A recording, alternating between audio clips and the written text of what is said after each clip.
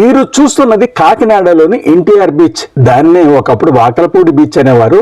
అక్కడ 2024 ఫిబ్రవరి 26న ఏర్పాటు చేసిన TU-142 యుద్ధ విమానం. అది చూస్తుంటేనే మరి చాలా కష్టం దాన్ని కంట్రోల్ చేయటం. అది ఒక పక్కన ఆ పైలట్ దాన్ని కంట్రోల్ చేస్తే మరొక పక్కన బాంబింగ్ చేయటం అంటే మాటలు కాదు కదా. మొత్తం ఇదేండి, మొత్తం బస్సు షూటింగ్ అంతా ఇదేండి. ఇదేం బస్సు ఎక్కుతారు కదండి.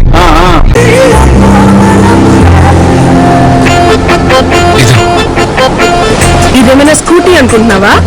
మొత్తం సీన్ అంతా ఇదే.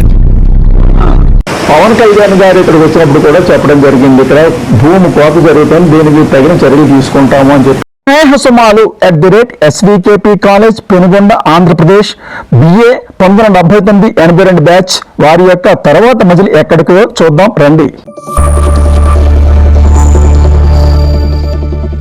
హాయ్, హలో, నమస్తే, ఆదాబ్, welcome to our channel blissful retirement. నేను మీ సాయిబాబు జైని. కోరంగి మడ అడవులు చూసిన తర్వాత మా స్నేహ సమాజ మిత్ర బృందం మరి స్థానికంగా ఉన్న మిత్రురాలు సత్యవాణి ఇంటికి వెళ్ళి లంచ్ ముగించుకుని కొద్దిసేపు రిలాక్స్ అయ్యి ఫ్రెష్ అయ్యాక మరలా మరి మధ్యాహ్నం ఇదిగో కాకినాడలో ఉన్నటువంటి ప్రముఖ బీచ్ వాకలపూడి బీచ్ దగ్గరికి వచ్చాము. మరి కాకినాడ అర్బన్ డెవలప్మెంట్ అథారిటీ చాలా చక్కని ఏర్పాట్లు అయితే ఈ బీచ్ లో చేశారు. చూస్తున్నారు కదా ఎంత నీట్ గా ఉందో రోడ్డుది. ఈ రోడ్డు ఇక్కడ ఎదురు ఉన్నటువంటి ఒక మరి మ్యూజియం దగ్గరికి వెళ్తుందట. ఇది ప్రముఖమైన మ్యూజియం అని మిత్రులు చెప్పారు, అది చూద్దామని వచ్చాం.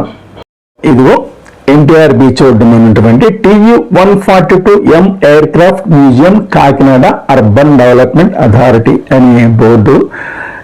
ఎలివేషన్ చాలా బాగుంది, గేట్ ఎంట్రన్స్ చాలా బాగుంది. ఇటువైపుని తెలుగులో కూడా రాశారు TU-142M విమాన ప్రదర్శనశాలని. మరి మా స్నేహ సమాల మిత్ర బృందం ఉదయం మీరు చూశారు కదా కోరంగి వెళ్ళాం, మరి గత ఎపిసోడ్ లో చూసాము. అది చూసుకుని తర్వాత ఇదిగో ఈ మ్యూజియం చూపించడానికి సత్యవాణి దంపతులు మమ్మల్ని ఇక్కడ తీసుకొచ్చారనమాట. ఇక్కడ టికెట్ పర్ హెడ్ 40 రూపీస్ ఉంటుంది, పిల్లలకైతే 20 రూపాయలు అనమాట. ఆ విధంగా టికెట్ తీసుకుని మా మిత్ర బృందం అంతా కూడా లోపలికి ప్రవేశించాం. విశాలమైనటువంటి ప్రదేశం ఇది, చాలా చల్లని గాలి వేస్తుంది. బీచ్ ఒడ్డు కదా, అందులో చక్కని గాలి వేస్తుంది. మరి చుట్టూరు కూడా పచ్చని పరిసరాలు మరింత అందాన్ని తీసుకొచ్చాయి ఈ ప్రదేశానికి అనమాట. మరి లోపలికి వెళ్ళి చూద్దాం, రెండు వివరాలు అవి తెలుసుకుందాం. మరి హాయ్ ఫ్రెండ్స్, మీరు చూస్తున్నది కాకినాడలోని ఎన్టీఆర్ బీచ్. దాన్నే ఒకప్పుడు వాకలపూడి బీచ్ అనేవారు.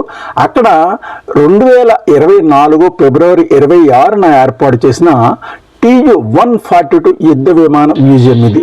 భారత నావికాదళ చరిత్రను, సముద్ర జలాల్లో వారి నిఘా శక్తిని చాటి చెప్పే ఒక అద్భుతమైన పర్యాటక ప్రదేశం ఇది. భారత నావికాదళం యొక్క గొప్ప చరిత్రను, ఆ విమానం యొక్క విశిష్టతను మరియు అది దేశ రక్షణలో పోషించిన పాత్రను ప్రజలకు తెలియజేయడమే ఈ మ్యూజియం ప్రధాన ఉద్దేశం. ఇది విశాఖపట్నంలో ఏర్పాటు చేసిన సబ్మరీన్ మ్యూజియం. ఇది విశాఖపట్నంలోని ప్రసిద్ధ INS కురుసూర సబ్మరీన్ మ్యూజియం. దీనిని ఆగస్టు 9, 2002న ఆర్కా బీచ్ అంటే రామకృష్ణ బీచ్ లో స్థాపించారు. ఇది భారతదేశ నౌకాదళంలో 31 సంవత్సరాలు అంటే 1969 నుండి 2001 వరకు సేవలు అందించింది. 1971లో ఇండో పాక్ యుద్ధంలో కీలక పాత్ర పోషించిన ఈ జలాంతర్గామిని ఆ తర్వాత మ్యూజియం గా మార్చారు. ఇది ఆసియాలోని మొదటి జలాంతర్గామి మ్యూజియం కావటం విశేషం. తర్వాత ఆంధ్రప్రదేశ్ లో ఏర్పాటు చేసిన మరొక ముఖ్యమైన నావికాదళ మ్యూజియం. సాధారణ పౌరులు ఒక యుద్ధ విమానం లోపలి భాగాన్ని స్వయంగా చూసే అరుదైన అవకాశం ఇందులో ఉంటుంది. రష్యా తయారీ అయిన ఈ భారీ విమానం దాదాపు 30 ఏళ్ల పాటు భారత నౌకాదళంలో విశేష సేవలు అందించి కాకినాడలోని ఈ మ్యూజియంలో ఏర్పాటు చేయడం జరిగింది. భారత నావికాదళం సముద్ర జలాల్లో శత్రు జలాంతర్గాములను పసిగట్టడానికి అంటే యాంటీ సబ్మరీన్ వార్ఫేర్ అంటారు, ఈ విమానాన్ని ఉపయోగించేది. సుదీర్ఘ కాలం పాటు ఎటువంటి ప్రమాదాలు లేకుండా సేవలు అందించిన ఈ విమానాన్ని అది డీకమిషన్ చేసిన తర్వాత అంటే విశ్రాంతి తర్వాత పర్యాటక ఆకర్షణీయ మ్యూజియంగా కాకినాడ వారు దీన్ని తీర్చిదిద్దారు. మరి సందర్శకులు విమానం లోపలికి వెళ్ళి దాని లోపలి అత్యాధునిక పరికరాలు, కంట్రోల్ సిస్టమ్స్ మరియు పైలట్లు కూర్చునే ప్రదేశాలను స్వయంగా చూసే అవకాశం ఉంది. టికెట్ ధరలు చూసినట్లయితే ఇక్కడ ప్రవేశ రుసుము సాధారణంగా పెద్దలకు 40 రూపాయలు, చిన్నపిల్లలకు 20 రూపాయలు మాత్రమే. సందర్శించే సమయాలు చూస్తే సాధారణంగా ఉదయం 10 గంటల నుంచి మధ్యాహ్నం 1 గంట వరకు, తర్వాత 2 గంటల నుంచి సాయంత్రం 7 గంటల వరకు సందర్శకులను అనుమతిస్తారు. ఈ మ్యూజియం కాకినాడ తీరంలో సముద్రపు అందాలను ఆస్వాదిస్తూ విజ్ఞానాన్ని వినోదాన్ని పెంచే మంచి ప్రదేశంగా తీర్చిదిద్దబడింది. మరి ఇంతటి చక్కని అవకాశాన్ని మనకి అందించినటువంటి కాకినాడ అర్బన్ డెవలప్మెంట్ అథారిటీ వారిని అభినందించుకున్న ఉండలేం. ఎంత పెద్ద మరి ఈ నిర్మాణం చూడండి. దాన్ని కంట్రోల్ చేస్తూ మరి ఆ నేల మీద ఉన్నటువంటి టార్గెట్ ని మరి ఖచ్చితంగా అది ధ్వంసం చేసేందుకు ఈ విమానం ఉపయోగించారన్నమాట. యుద్ధ విమానం ఇది. మరి చూస్తుంటేనే మరి చాలా కష్టం దాన్ని కంట్రోల్ చేయటం. అది ఒక పక్కన ఆ పైలట్ దాన్ని కంట్రోల్ చేస్తూ మరొక పక్కన బాంబింగ్ చేయటం అంటే మాటలు కాదు కదా. ఎయిర్ క్రాఫ్ట్ మ్యూజియం చూసి బయటకు వచ్చేటప్పటికి రోడ్డు అవతలే ఎదురుగా సముద్రం కనబడుతుంది. జస్ట్ రోడ్డు బార్డర్ అనమాట. రోడ్డు అవతల కూడా మరి ఈ చక్కని సముద్రం బంగాళాఖాతం మమ్మల్ని ఆహ్వానిస్తూ రండి మిత్రుల అన్నట్టుగా అడుగు ఎగిసిపడుతూ అలలు ఎగిసిపడుతూ మరి చక్కని దృశ్యం ఇది. మరి ఈ సముద్రపు ఒడ్డుని మరి ఎంజాయ్ చేయని వారు ఎవరుంటారు చెప్పండి. సాధారణంగా మన ఇంటికి ఏదైనా పండుగలకి పబ్బాలకి బంధువులు కానీ లేకపోతే ఫ్రెండ్స్ కానీ వచ్చినట్లయితే దగ్గరలో ఉన్నటువంటి బీచ్కి వెళ్ళిపోయి ఎంజాయ్ చేయటం మన యొక్క అంటే ఈ గోదావరి జిల్లాలో ముఖ్యంగా ఇక్కడ సాంప్రదాయం అయిపోయిందనమాట. అంతటి అనుభూతినిస్తుంది. ఎన్నిసార్లు వెళ్ళండి తనివి తీరదనమాట. ఎన్నిసార్లు ఆ సముద్రం స్నానం చేసినా మరోసారి చేయాలి అని అనిపిస్తుంది. ఇక్కడ చిన్న పిల్లల నుంచి పెద్దవాళ్ళ వరకు కూడా అందరూ కూడా ఎంజాయ్ చేసేటువంటి ఏకైక ప్రదేశం ఈ సముద్ర ఫోటో. అదిగో మిత్రుడు ప్రసాద్ సూర్యనారాయణ మరి ఫోటోకి మంచి స్టిల్ ఇస్తున్నారు. ఇక నాకైతే స్నానం చేయాలని ఉంది, కాకపోతే టవల్ అది తెచ్చుకోలేదు. దాంతో కనీసం బంగాళాఖాతం కెరటాల ఆ నీరు నా పాదాలను స్పృశించి కొద్దిగా ఎంజాయ్ చేద్దామనే ఉద్దేశంతో లోపలికి వెళ్లకుండా ఆ ఒడ్డునే ఉందన్నమాట. కెరటం ఎప్పుడు వస్తుందా ఎప్పుడు స్పృశిస్తుందా అంటూ చూసి బయటకు వచ్చేసాను. ఆ తర్వాత నాకు చూసారు కదా స్పీడ్ బోట్. ఇక్కడ స్పీడ్ బోట్ ఫెసిలిటీ కూడా ఉంది. చూడండి ఎంత వేగంగా వస్తుందో. ఓ పక్కన కెరటాలు ఎత్తుగా వస్తున్నాయి. ఇది కూడా అంతే స్పీడ్ తోటి వస్తుంది. ఒడ్డు గంట వచ్చేస్తుంది. ఒక విధంగా పర్వాలేదు. ఇంకేదంటే లైఫ్ జాకెట్ ఉంటాయి కాబట్టి ఎంజాయ్ చేయొచ్చు స్పీడ్ బోట్.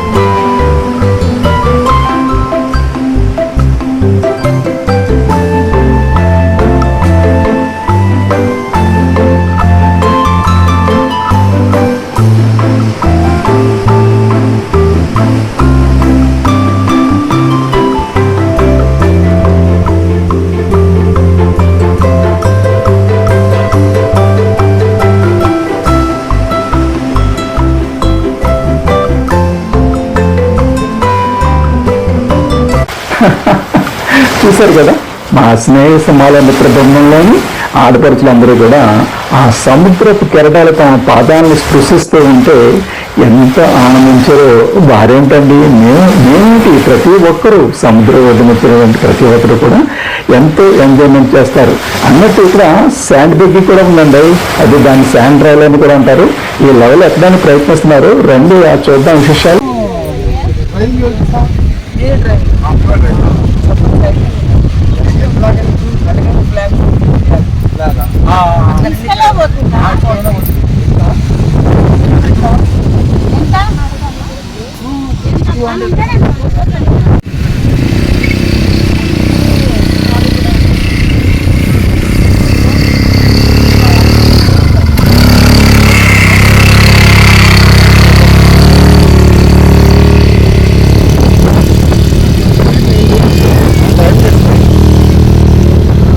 స్పీడ్లో ఉంటుంది మరి స్కూటర్ నడిపినట్టే. ఓకే షూటింగ్ అంతా ఇక్కడ జరిగింది.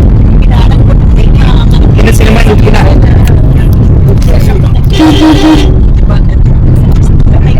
ఈ ఏరియాలోనా?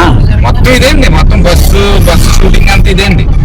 హీరోయిన్ బస్సు ఎక్కుతారు కదండి, మొత్తం సీన్ అంతా ఇదే. ఇక్కడ తీసాడా? అయ్యో నేను రేణుషా పడాలి పన్ను లైన్ నిలబడమని మళ్ళీ ఏదో మాదిలో తీసేసి మీసలు తిప్పేసింది బేబమ్మ. బస్ రీపర్ వచ్చి ఆగిపోయింది. బేబమ్మ గారికి ప్రాక్టికల్స్ ఉన్నాయి, ఆటోలు కూడా ఏం రావట్లేదు. కాస్త మీరు కాలేజీలో దింపండి రా.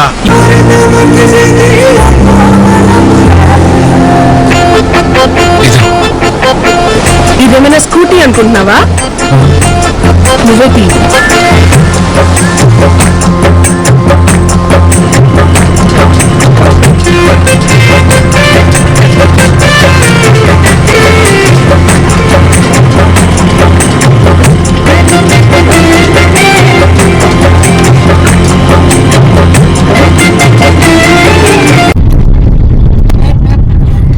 ఈ రాళ్ళు లేకపోతే రోడ్డు మీద వస్తుంది.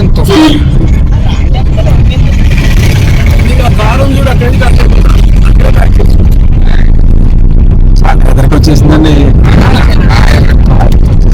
ఇంటికి వస్తుందండి. అక్కడ హిమాలయాలు తరుగుతున్నాయి మొదలండి. ఇక్కడ హిమాలయాలు తరుగుతున్నాయి, ఇక్కడ సముద్ర మట్టం పెరుగుతుంది అంతే. ఇక్కడ సముద్రాన్ని చూడండి ఒక్కసారి. ఆ రంగు, ఆ నీటి యొక్క రంగు చూసినట్లయితే మురికిగా ఉంది చూసారా. యాక్చువల్గా మరి గ్రీన్ కలర్ కానీ బ్లూ కలర్ కానీ మనకి కనబడుతూ ఉంటుంది. అక్కడి నుంచి వెనక్కి కాకినాడ వైపు వస్తుంటే 1 కిలోమీటర్ దూరంలో చూస్తే చూడండి, ఇక్కడ వాటర్ అంత క్లియర్గా ఉంది. బురద రంగు కాకుండా బ్లూ కలర్లో ఉంది. అదే అక్కడికి ఇక్కడికి తేడా. ఇంతకుముందు మనం వాటర్ బోర్డు బీచ్లో చూసాం. ఈ ఫ్లో అంత స్పీడ్గానే లేదు, చక్కగా స్నానం చేయడానికి కూడా అనుకూలంగా ఉన్నది అక్కడ. కానీ ఇక్కడికి వచ్చేటప్పటికి ఇక్కడ ఏం చేయటం నాకు అర్థం కాదు. మరి భౌగోళికంగా సుమారు 2-3 కిలోమీటర్లు వచ్చి ఉంటాం. భౌగోళికంగా ఏదో తేడా ఉన్నట్టుగా ఉంది. అందువల్లే ఈ కెరటాల వల్ల భూమి కోత గురవుతుంది ఇక్కడ. ఇక్కడ కొంచెం ఉప్పాడ దగ్గర ఇక్కడ. మరి గతంలో పవన్ కళ్యాణ్ గారు ఇక్కడికి వచ్చినప్పుడు కూడా చెప్పడం జరిగింది, ఇక్కడ భూమి కోత జరుగుతుంది, దీనికి తగిన చర్యలు తీసుకుంటాము అని చెప్పేసి ఆయన చెప్పడం జరిగింది. మరి ఆ రాళ్ళు కనుక లేనట్లయితే ఎప్పుడో మరి ఈ రోడ్డు అంతా కూడా కొట్టుకుపోయేదని మనకు తెలుస్తుంది. ఎంత రఫ్గా ఉందో చూడండి. కోత గురవుతుంది కాబట్టి నీరు ఎర్రగా ఉందని నా చిన్న బుర్రకు తట్టింది. దూరంగా అదిగో సముద్రంలో షిప్లు సాయంకాలం అవటంతో లైట్లు కూడా వేసున్నాయి, లంగరు వేసున్నాయి అన్నమాట. అక్కడ ఇది ఎంత కూడా బురద నీళ్ళు కిందే ఉందన్నమాట. మరి ఇది మరి ఉప్పరి సినిమాలో ఇందాక మా డ్రైవర్ గారు చెప్పారు కదా, ఇక్కడ ఇది ఒక షూటింగ్ స్పాట్. ఇది ఉప్పరి మూవీ అంతా కూడా ఉప్పాడలోనే తీశారు. 90% ఉప్పాడ తీశారు. మరి అంత అద్భుతమైనటువంటి లొకేషను ఈ ఉప్పాడ బీచ్కి వెళ్ళేటటువంటి ఈ ప్రాంతం అన్నమాట. మరి ఆ ప్రదేశాన్ని మా మిత్రులతో దర్శించి అక్కడి నుంచి తిరుగుముఖంలో మరి ప్రయాణం అయ్యాం. తర్వాత ఇంటి దగ్గరికి వచ్చాక మా అందరికి కూడా వేడుకలు చెప్తూ ముందుగా మా దంపతులకు వచ్చిన రత్నకుమారి భాస్కర్ దంపతులకి, అట్లాగే సూర్యనారాయణ మాణిక్యాంబ దంపతులకి, అలాగే మరి నేను నా సత్యమణి ఫాతిమాకు రామ్ కుమార్ సత్యవాణి దంపతులు, అలాగే వారి అబ్బాయి రాజా మరియు కోడలు మౌనిక మరి చిరు సత్కారాలతో మమ్మల్ని చిన్నగా ట్రీట్ చేశారు. ఆ తర్వాత నా యొక్క స్టైల్లో, మా ముస్లిం స్టైల్లో నేను వారిని హత్తుకుని మరి వారికి విషెస్ చెప్పడం జరిగింది. తర్వాత అలాగే ప్రసాద్కి మరి ఆయన ఒక్కడే వచ్చాడనమాట. ఆయనకి చిరు జ్ఞాపక. తర్వాత విజయలక్ష్మి, సుశీల, శశిరేఖ వల్ల చూడండి వారి మనవరాలు మిహిరా మా అందరితో చాలా బాగా కలిసిపోయింది. అసలు ఎంత చక్కగా కలిసిపోయిందో ఆ కుటుంబం అంతా కూడా. మాకు చాలా ఆనందం అనిపించింది. ఈ విధంగా ఇన్నాళ్ళ తర్వాత కలవటం, తర్వాత కుటుంబాలు సైతంగా మరి ఇంత అన్యోన్యంగా ఉండటం ఎంత చాలా చూడముచ్చటగా అనిపించింది. వారు మమ్మల్ని అందరూ కూడా తమ సొంత కుటుంబీకుల్లాగా మరి అంత అభిమానంగా చూశారన్నమాట. మా అందరూ కూడా చాలా ముచ్చట వేసింది. ఆ తర్వాత మేమంతా వచ్చేస్తుంటే మా మిత్రురాలు సత్యవాణి చిన్నపిల్లలాగా కన్నీళ్ళు పర్యంతమైంది. అందరూ వెళ్ళిపోతున్నారు, నాకు మళ్ళా బోరు కొట్టేస్తుంది అంటే ఎంతో నిజంగా మరి మా సత్యవాణిది చిన్నపిల్లల మనస్తత్వం మా అందరితోటి ఎంతగానో కలిసిపోయింది. ఇది ఏనాటి బంధం కదా, భగవంతుడు వేసినటువంటి బంధం కదా ఈ స్నేహం అని చెప్పేసి అని అందరం చాలా మురిసిపోయాం. వారి కుటుంబ సభ్యులు కూడా మరి సత్యవాణి గురించి చెప్తూ వారి భర్త రామకుమార్ గారు, మీ అందరూ కలిసాక సత్యవాణి చాలా యాక్టివ్గా ఉంటుంది, చాలా హుషారుగా ఉంటుంది అని చెప్పేసి అని ఆయన అందరినీ కూడా అభినందించడం జరిగింది.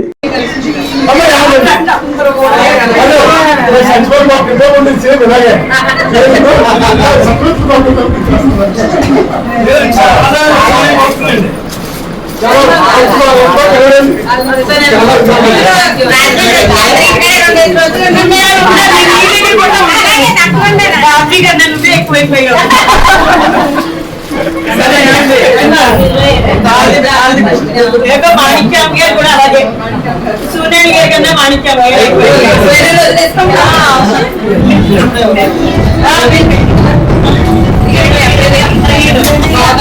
ఈ వీడియో కనుక మీకు నచ్చినట్లయితే లైక్ చేయండి, మీ బంధువులకు మిత్రులకు షేర్ చేయండి, సబ్స్క్రైబ్ చేయండి. అలాగే దిగువన కనపడుతున్న బెల్ గుర్తుని, బెల్ ఐకాన్ని క్లిక్ చేసి నేను చేసే కొత్త వీడియోల్ని నోటిఫికేషన్ రూపంలో పొందండి.